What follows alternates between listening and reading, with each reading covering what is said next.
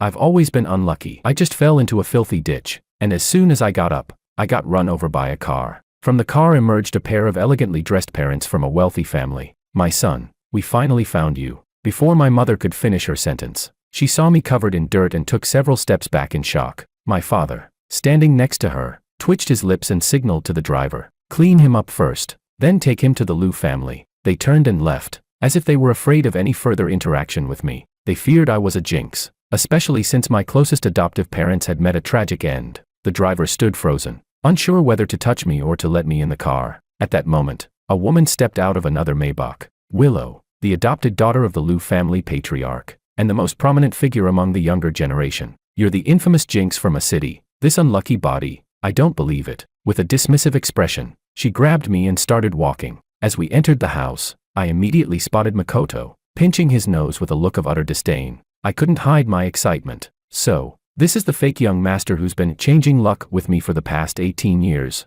Chapter 1. As soon as we entered the hall, a massive crystal chandelier came crashing down. Makoto was standing right there, only a centimeter away from being hit. The rumors were true. "You're really a jinx. Dad, Mom, get him out of here." Makoto's voice trembled, but his eyes were filled with no fear. His parents, who came rushing out at the sound, looked utterly shocked. I shrugged and said, "If you don't want me here, should I just leave?"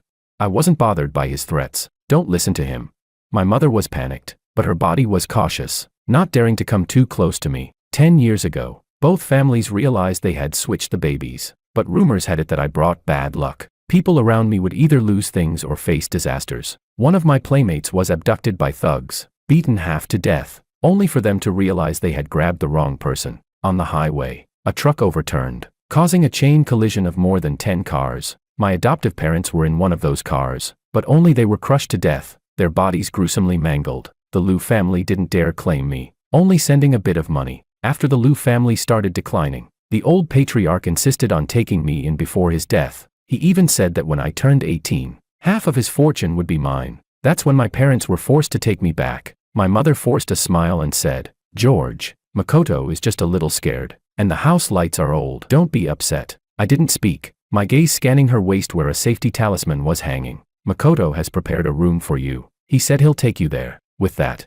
she quickly dragged my father away, as if fleeing from something. I turned my gaze back and noticed the windows and doors of the house were covered with talismans. I kind of want to laugh, and I actually laughed out loud. Makoto thought I was laughing at him. With an angry face, he led me to the end of the first floor. He opened the door, and inside was a bathroom. Makoto crossed his arms, looking at me with disdain in his eyes. "To be honest, why would a jinx come back home? You're so dirty, you deserve to stay in the bathroom." He didn't miss a single expression of mine, wanting to see me in humiliation. I waved it off casually. "Fine, I don't mind." Willow entered the room, and when she saw this, her face darkened. She called for her parents, pointing at them and scolding them. "The company's not doing well now, and every move is under scrutiny. And now you're making the news for abusing your own son. Are you trying to make your life even harder?" Willow's face was cold, her tone stern. Her parents and Makoto shrank their necks, not daring to speak. There was nothing they could do. Willow's status was so high that even the Liu family feared her iron-fisted approach. I casually cleaned my ears, gazing out the window, feeling somewhat envious. Rich people really know how to enjoy life. At that moment, my phone rang with messages coming one after another. I took it out and casually replied to one. Willow glanced at it from the corner of her eye, then quickly turned away. She continued to scold the others, and only when she was exhausted did she take me upstairs. "This will be your room from now on. If you're missing anything, just let me know." I looked around, and this room was fully equipped, just like a master bedroom. Makoto limped up behind us, standing at a distance, looking pitifully at Willow. And, as soon as he walked in, he made me hurt my leg. Just as he finished speaking, I deliberately walked closer to him. He jumped back in fright, immediately running downstairs. Willow's expression darkened even more. Makoto's embarrassed look made me laugh out loud. "Weren't you supposed to be the family's lucky star? The koi fish who brings good fortune? Why are you so scared of me?" Chapter 2. Jinx. Whoever gets close to you is doomed. Stay away from me. Makoto's face turned pale, trembling as he pointed at me. I sighed. Those are just rumors. My adoptive parents had a gambling problem and owed money. To escape from debt collectors, they drove off one night and met with an accident. How could that be my fault? You're lying. You killed them. You were involved with them. How do you know it was me? What kind of society are we living in? You still believe in superstitions. You should read more books. Brother. I waved dismissively. Makoto was left speechless. His face flushed red. My mother came out after hearing the commotion. Makoto immediately walked over, looking pitiful. My mother comforted him, gently patting his head, clearly displeased with me. You should keep some distance from us. You wouldn't want to end up killing your own real parents, would you?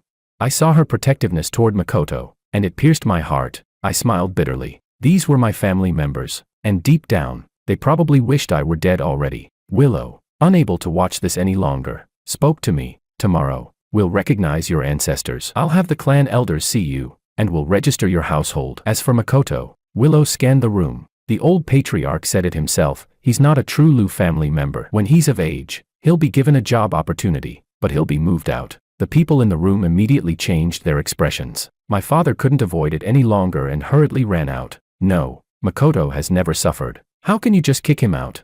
Lu mother, feeling pained at the thought of Makoto leaving, added, yes, you can't kick Makoto out. His parents are dead, where can he go?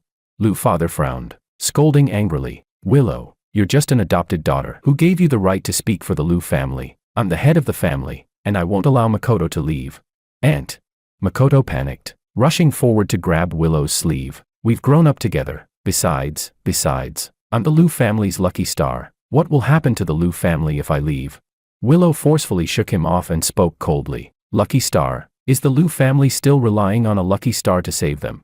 Willow's gaze swept over to my father. Even my identity as an adopted daughter is more useful than all of you. The room fell silent, no one daring to refute, because everything she said was true. At 3 years old, Willow was chosen by the old patriarch of the Lu family from an orphanage. He personally raised her and taught her various skills. Everyone in the Lu family knew she was being groomed as the heir, because aside from her, the rest of the Lu family were either lazy or incompetent. Otherwise, the Lu family wouldn't have ended up in this situation. You should go back to your room and rest. I'll come and get you tomorrow. Willow finished speaking and led the others away. I walked into the room, speaking to the heir. System, you said that after Makoto turns 18, we'll get back on track, right?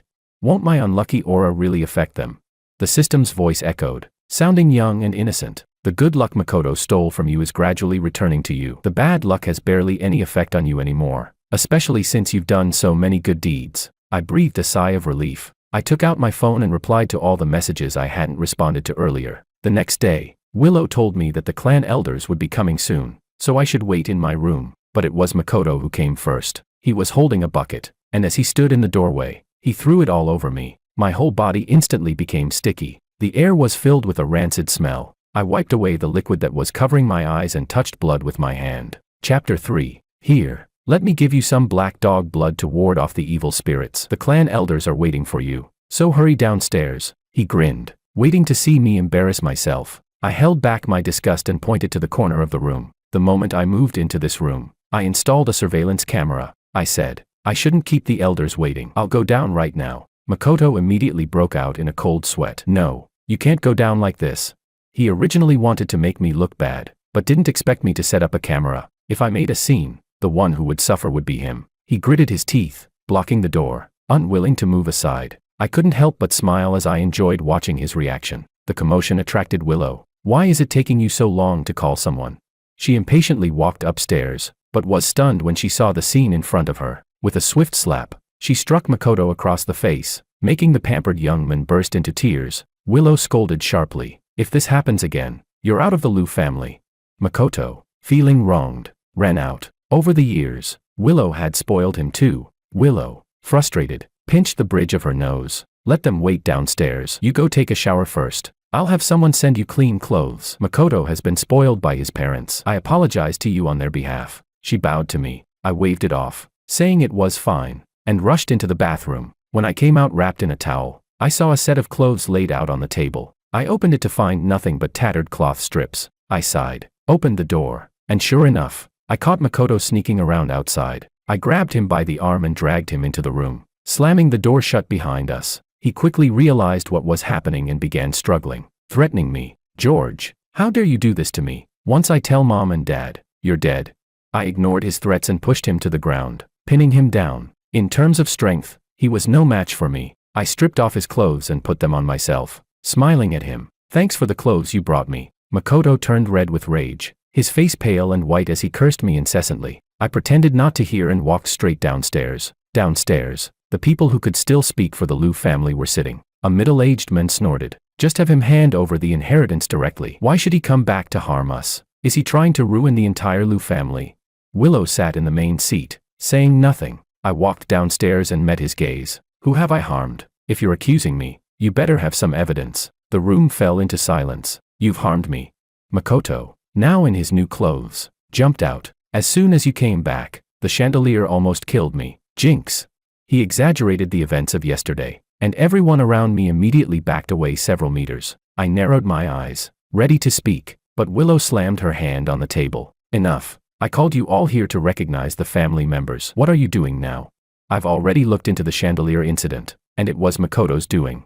Willow called over the security guard. The guard nervously glanced at Makoto before revealing how Makoto had ordered him to do it and showing proof of the transfer on his phone. Everyone fell silent. I told you, if this happens again, you'll be kicked out of the Liu family. Willow's gaze was cold as she ignored Makoto's pleas and ordered the security to take him away. Makoto can't leave. He just secured $1 billion investment for the company. Liu family's eldest uncle shouted angrily, rallying the others to protect Makoto. Willow was being subtly threatened by everyone, her clenched fists betraying her inner frustration, but she knew that, for the sake of the Liu family, they had to overcome this immediate crisis. We'll put the ancestral recognition aside for now. Makoto must remain a Liu family member. Starting tomorrow, he'll be the manager of the company. The clan elder made a final decision, ignoring Willow, the head of the Liu family, and spoke directly. Willow didn't argue further. I pulled out my phone and sent a couple of messages. George, you jinx. You should go back to your filthy ditch. It's not that the Liu family doesn't accept you. It's that you're so unlucky. You're no match for me. Makoto smirked, feeling pleased with himself. Suddenly, Willow's phone rang. After answering it, she stood up in shock. What? You're pulling out your investment? Chapter 4. Pulling out the investment. The Liu family is relying on this money to survive the partnership. How can they pull out now? The Liu family members were in despair. If they pull out now, it's the death sentence for the Liu family. Everyone was terrified at the thought of the life they'd have after the Liu family collapsed. Makoto panicked and pointed at me, shouting, "Impossible. It's you. This jinx. You've ruined the Liu family." Willow glanced at Makoto and put the phone on speaker. President Chan's voice came through clearly. I can still collaborate, but is Makoto really a Liu family member? Do you think you can just send anyone to fool me, like I'm doing charity work? I suppressed the smile on my face. Since the system gave me the ability to change bad luck, I had secretly mingled among the rich. Over the years, I had been quietly welcomed into their circles, making more money than I could count. Makoto was thoroughly panicked now, while the others felt conflicted. For all these years, whenever Makoto was involved, the negotiations had always been successful, but for some reason, in the last few years, his influence had been diminishing. I watched Makoto with interest. Aren't you the lucky star? Why can't you save the situation this time? He wanted to retort, but the coldness in Willow's eyes made him shiver. Willow walked out with her assistant. The hall was in chaos. The Liu family is relying on this investment to survive. How could they back out now? As the crowd discussed, Willow's assistant returned with news. Mr. Liu said the issue has been resolved. President Chan will continue the investment, so everyone can rest assured. Makoto wiped the sweat off his forehead. I knew it. As long as Makoto is here, there's no deal we can't close. Makoto is the savior of the Liu family. Willow's position will be yours eventually. The crowd surrounded Makoto, praising him. Forget about the ancestral recognition for now. Tomorrow is Makoto's birthday. We'll talk after the coming-of-age banquet. My father sighed in relief and told everyone to disperse. I found it laughable that they were still thinking about a banquet when their family was about to collapse. But then again, tomorrow was my birthday too. The banquet was extravagant. Makoto, in a suit airlifted for him, stood out in the crowd. Several well-known directors raised their glasses to toast Makoto. Some admired him, and Makoto smugly said, "These directors have all worked with me before. They all begged me to go out and talk business with them. So of course, they came to my birthday." Just then, President Chan, who had recently signed a deal, rushed into the crowd. Makoto walked over. "Thank you, President Chan, for the collaboration. Don't worry, working with the Liu family brings endless benefits." But President Chan slapped Makoto's hand away. "Who are you? I'm not looking for you." The crowd gasped, and Makoto stood in shock. He had never been so disrespected before. Because of his reputation as the lucky star, everyone usually wanted to be connected to him, hoping for their own luck to improve. "I'm looking for George," President Chan shouted. Whispers filled the air. "No way. Isn't Makoto the one everyone collaborates with for his luck? Why is President Chan so dismissive of him? Even if that jinx shows up at the banquet, no one dares to look at him. Afraid of bad luck. Why is President Chan? Makoto barely held back his fury, the wine glass in his hand almost crushing under the pressure. At this moment, I sat in a corner, enjoying a delicate little cake. Makoto's eyes darted around, and he walked over to me with President Chan. Stepping aside himself, he took a sip of wine and, with an air of helplessness, spoke to the crowd. Some people just don't know better. Daring to get close to a jinx. You've all seen it. He insisted on coming here, and if something bad happens, don't blame me. Makoto smiled, waiting for the show. The next second, President Chan suddenly thudded to his knees in front of me, tears streaming down his face. Mr. Wang, I invested in the Liu family as per your instructions. Please, save my life. Chapter 5. The crowd was in shock. What the hell? Is this really the President Chan, the richest man in a city? Isn't he always so high and mighty? Hardly anyone ever gets to see him. How come he? Yeah, President Chan doesn't like to go out, and when we talk business, it's always over the phone. But he has personally contacted Makoto before, and Makoto has brought so many resources to the Liu family because of this. But why is it that this time, President Chan doesn't even look at Makoto? Everyone knows Makoto is the lucky star. Everyone has been trying to get close to him. How dare President Chan approach that jinx? Oh my god, isn't he afraid of dying? The crowd was chattering, but everyone only dared to whisper behind their hands. These words entered Makoto's ears like sharp needles, stabbing at his heart. The empty feeling in his chest made him feel like he had lost something. Frowning, he watched the scene unfold, countless thoughts flashing through his mind. Why is President Chan treating this jinx so respectfully? I remained calm, unaffected by what was happening around me. The system had told me to make full use of it to help more people. Although it was a system that brought bad luck, it also had the ability to absorb that misfortune from others. Less bad luck meant more good luck, didn't it? The price I paid was that others' misfortunes would be transferred to me, making me even unluckier. At first, I helped the poor, giving them more chances for a better life. Everything came with a price, and the corresponding cost was my own increasing misfortune. Every time I stepped out, it would rain. I'd step on dog poop, get pickpocketed or mugged, be beaten up because someone mistook me for someone else, or there'd be accidents on any kind of transport. Eventually, I began staying indoors. Later, the system told me that the good luck Makoto had taken from me was slowly returning to me. That's when I started my bigger plan. The first person I approached was actually President Chan. As these people aged, they became more superstitious. I predicted that he would face misfortune like a car breakdown, losing business to rivals, and so on. President Chan tried many methods, even seeking out the rumored Makoto, but Makoto's influence on him was minimal. He had no choice but to believe in me, and I helped him redirect his coming bad luck onto myself. The most severe incident was when I took the hit for a car accident. I was in the hospital for almost half a year before fully recovering. President Chan became even more appreciative of me, sending countless amounts of money my way. Knowing I had needs, he began introducing me to more people. Apart from receiving money, I only had one request for them. That was to keep my identity hidden. And this time, with the system's help, I predicted that President Chan would face a life-threatening crisis. He turned pale with fear and began following my arrangements. I helped the still kneeling President Chan to his feet and thoughtfully handed him a glass of water, saying, "You did well. Don't worry. I can solve this for you." President Chan felt completely at ease and gratefully grasped my hand, repeatedly thanking me. The people in the room were even more confused. Just then, Willow entered. She had been busy securing investments for the Liu family since yesterday, and only now had time to appear. Willow smiled and respectfully brought a few partners to me. George, Mr. Jean and President Sun are both willing to invest in the Liu family. They both want to thank you and would like to meet you. As soon as the group saw me, they immediately extended their hands in greeting. They flattered me. "It's an honor to meet you, Mr. Wu." I remained indifferent, used to such social interactions by now. The others were even more baffled, not understanding what was going on with these people. "Ah, you've all been deceived by him. Do you all want to die?" Makoto couldn't sit still any longer. Today was supposed to be his day to shine. He shouted loudly, grabbing a few people standing near me. His shouting made me frown. The people he grabbed scolded him. "Who do you think you are? What are you shouting about?" Makoto's parents hurriedly shielded him, and Willow quickly apologized. "He's a jinx. He'll bring disaster to all of you. I'm saving you." Makoto refused to give up, saying in frustration. I looked at Makoto expressionlessly. "Makoto, don't you know why I'm so unlucky?"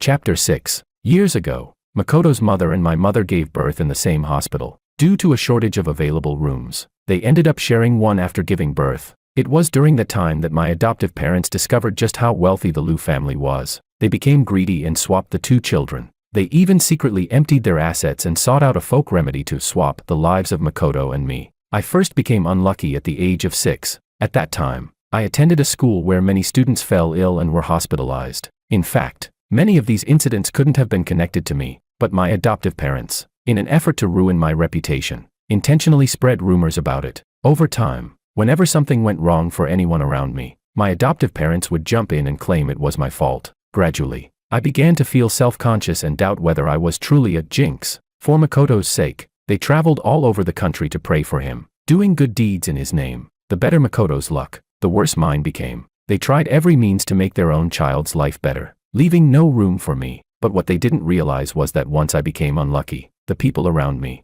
especially those close to me, were affected too. My adoptive parents regretted it, but it was too late. They could only keep their distance from me. In the end, the Liu family found out about the swapped children. Fearing that Makoto's good fortune would run out, my adoptive parents came up with a plan. They spread the word about my jinx status and the bad things that had happened to me. They also contacted Makoto to create plans for him, utilizing his lucky star identity. At that time, whenever I went outside, people who knew me would send me straight back home. Jinx, how dare you go out? Get back to your house.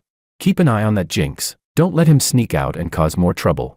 The neighbors formed a little guarding team, fearing that I would go out and bring bad luck to others. At that time, my adoptive parents were busy praying for Makoto, never once thinking about how I was living at home. Eventually, because the door of our house was locked, I couldn't even attend school. Some kind-hearted people tried to help me, calling for official intervention, but as my guardians, my adoptive parents didn't care, and the neighbors, all old folks, were even harder to deal with. Anyone who came to persuade them was either scolded or beaten, and if that didn't work, they would lie down on the floor in protest. Over time, fewer people came to help me, but some still secretly passed food through the window. I was in despair, realizing that my life could go on like this. When the system appeared, the system told me I had a chance to change my fate. It explained why I had suffered so much. Their life swap method doesn't work. You're basically draining their good fortune. As long as you don't give up on yourself, they'll get nothing in return. So, with the system's help, I started learning and helping others in my own way,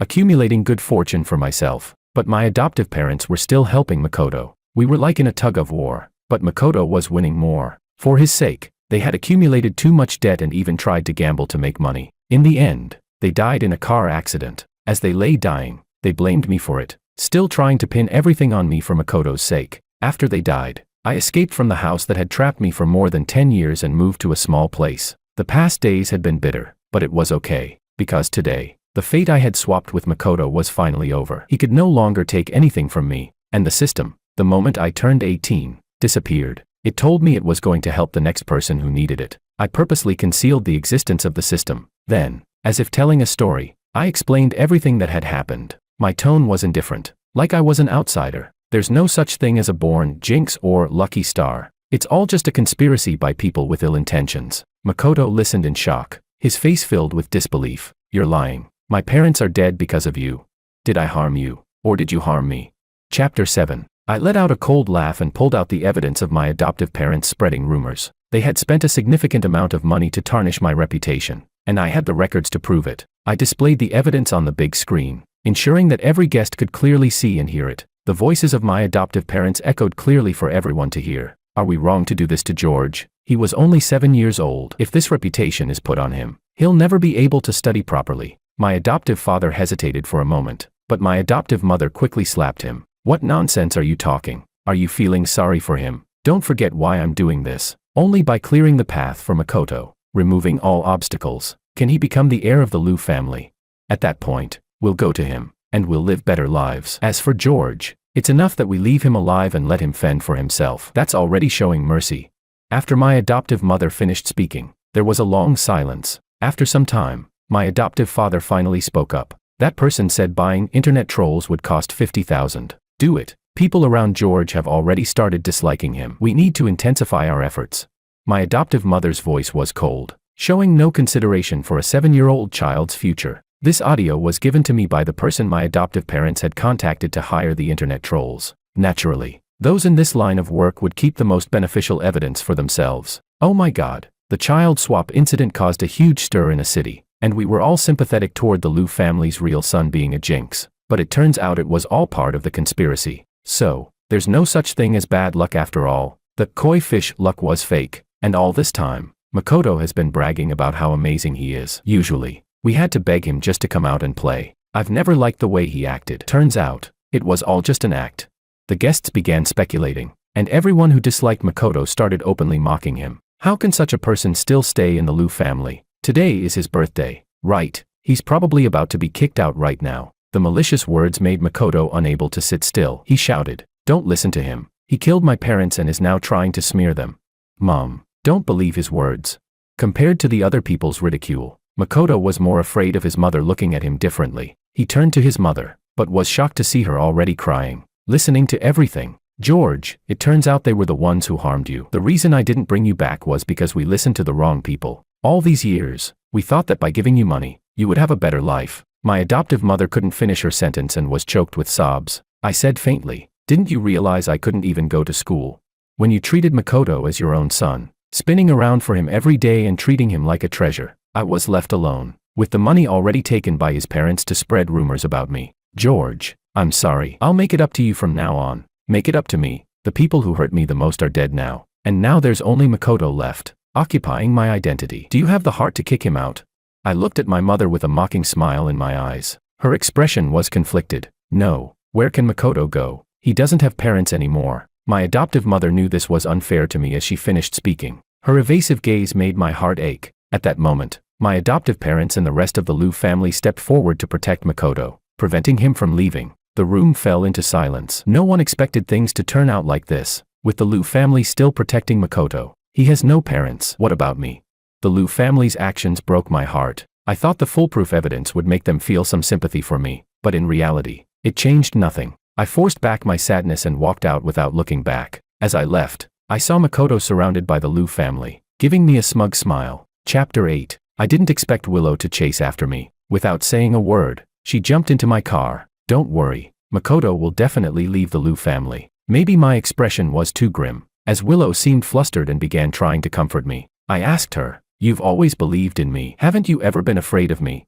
Willow smiled brightly and said to me, "After the old patriarch realized you were the real child of the Liu family, he had already planned to bring you back. But by then, he was already severely ill, and many in the Liu family were eyeing his position, your father included. He was hospitalized with illness on and off, only able to talk to me when he was conscious. At that time, he knew that even if he brought you back, he couldn't protect you. The people in the Liu family were all too selfish. So he secretly arranged for someone to protect you, sending you supplies. He felt deeply guilty about you, abandoning you for the sake of the Liu family. Before he died, his only request was for me to help you unconditionally. George, I know your story, and I don't believe that such bizarre things exist in the world. It's all about what you do. You've done well today." Willow's smile lifted the clouds of doubt and sorrow in my heart. I looked at her intently, suddenly reminded of the kind person who secretly passed me food through the window when I was a child. So it was someone my grandfather had arranged. Though I appear to be in charge of the Liu family, they all want me to step down. The biggest problem is that the Liu family is fragmented,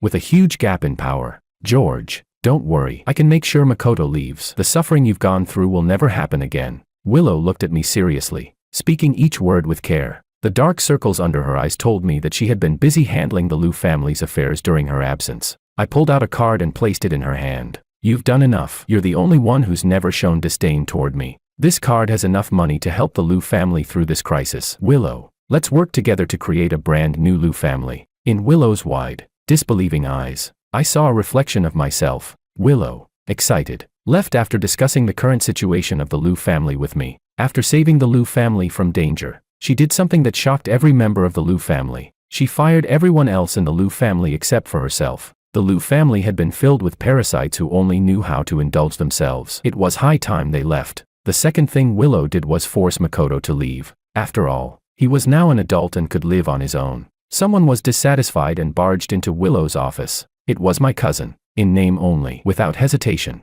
he pointed at Willow and cursed. "You ungrateful wretch. The Liu family raised you all these years, and now you want to take the whole Liu family for yourself. What right do you have? You're just an orphan. You're not even a true member of the Liu family.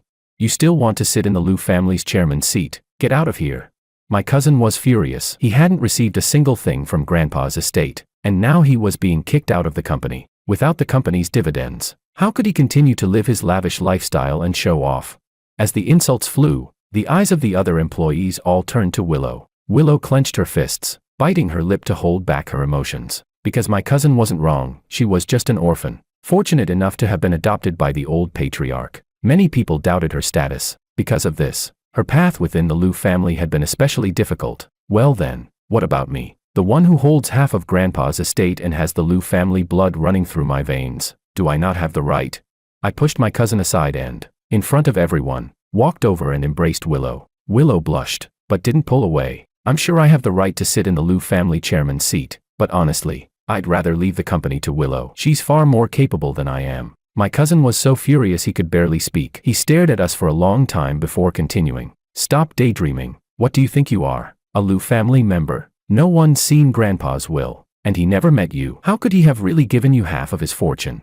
He sneered, completely unwilling to believe the rumors about the will. I shook my head in mock pity, then took out a document. Sorry to disappoint you, but I actually have Grandpa's will. Chapter 9. At the time, Willow had been pushed into the position of chairman while the old patriarch was still alive. After the old patriarch passed away, people in the Liu family began to feel discontented and tried everything they could to force Willow to step down. Willow had kept suppressing them with the old patriarch's will, but the Liu family suddenly claimed they had never seen the will and refused to believe Willow. This made Willow feel quite troubled. Unexpectedly, the will ended up in my hands. You bunch of idiots. You have no ability, yet you dream big to prevent the Liu family from falling into your hands. Grandpa had already found me long ago. I sighed. At that moment, my parents heard the commotion at the company and showed up here as well. I thought they were here to fight for their share of the Liu family's assets, but it turned out they came for Makoto. George. Makoto has been gone for more than half a month. He has nowhere else to go. You already have the Liu family. Why do you still have to push him out? I could hardly believe my ears. After Makoto was kicked out of the house, I didn't go home either. I stayed with Willow, handling matters at the company. But after Makoto left, my parents secretly gave him a large sum of money. The money was enough for an average person to live on for a lifetime. But for Makoto, it wasn't enough. He spent it recklessly, still thinking of himself as the celebrated lucky star. At first, some company executives believed in him and tried to reach out to him, but soon realized it was pointless. And after the incident at the banquet, Makoto's reputation only worsened in the circle. My mother came forward in tears, grabbing my hand. George, please, let Makoto go. He won't compete with you for the Liu family. Just let him come back. I'll take care of him for the rest of his life, and I promise I won't bother you. The warmth from her hand spread to mine. It felt so warm, yet it made me feel as cold as winter. I bitterly pulled my hand away and said, Mom, I'm your son. With those words, I turned my back to her and didn't look at her again. My mother wobbled, realizing my resolve. She knew I wouldn't soften. Suddenly, a harsh voice rang out behind me, a voice I recognized. Go to hell. Why did you come back? A cold light flashed, and before I could react, Willow quickly pulled me aside. It was Makoto. I had no idea where he had come from, but he was holding a fruit knife and glaring at me with malice. His clothes were disheveled, and he looked like he hadn't properly cared for himself for days. Because Willow pulled me away in time, he didn't manage to strike. When he tried again, I rushed forward and kicked him in the leg, snapping it. He collapsed to the ground, cursing. Why won't you die?